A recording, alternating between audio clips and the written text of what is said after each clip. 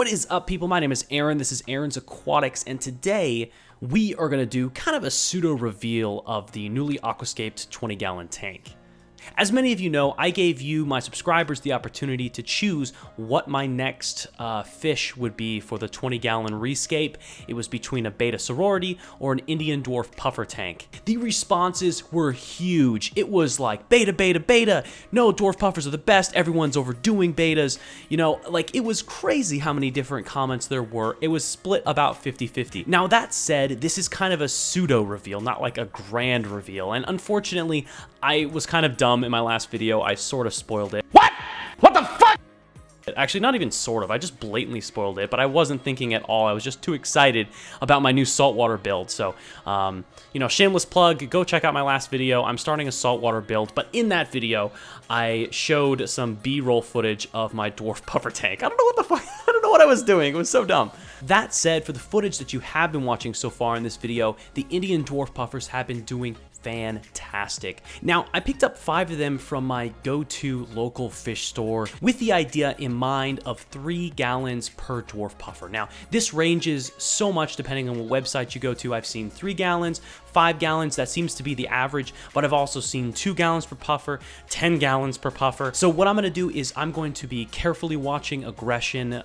So far, I've seen absolutely no aggression. I'm extremely excited about that, both towards themselves, the autosinkless catfish, as well as the Bloody Mary shrimp. Now, I had a couple comments in my previous video on the saltwater build about, you know, why are you keeping your Bloody Mary shrimp with your dwarf puffers? I want to state that this is not the first time I've kept dwarf puffers.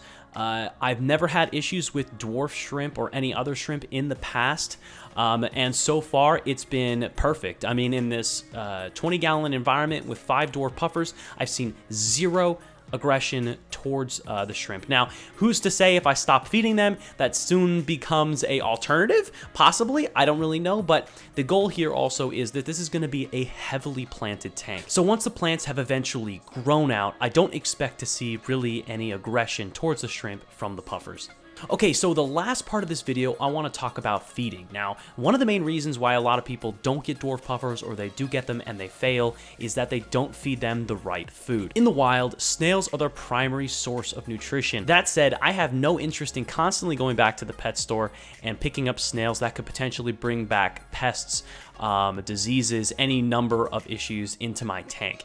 Likewise, I really don't want to breed snails for the sole purpose of feeding them to my puffers. If you are like me and you don't want to go eat with either of those options, the route that you can take is feeding them bloodworms or brine shrimp. Both of these are perfect options. You can get them frozen or you can get them live. Now, freeze-dried, don't get them. They don't like them. Just like fish flakes, they're just going to ignore them.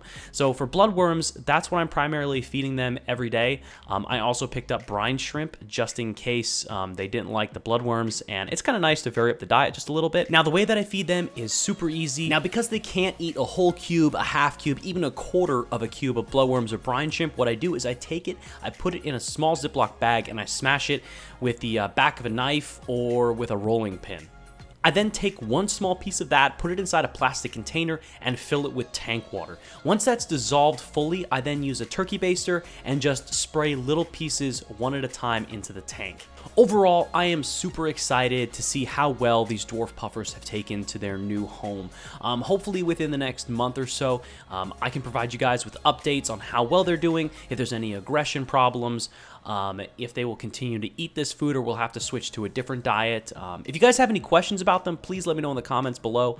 I'm really excited to hear back from you, especially after I gave you guys the opportunity to pick these guys, and definitely at least half of you were interested in this. For those of you who wanted the betas, in the future, definitely in the future. But before we do that, we've got a 200-gallon saltwater tank to build. So if you guys would like to see progress on any of these different projects, my shrimp breeding, my dwarf puffer tank, or my soon-to-be saltwater tank, please hit that subscribe button. Let me know what you want to see in the comment section below. My name is Aaron. This is Aaron's Aquatics. See you next time.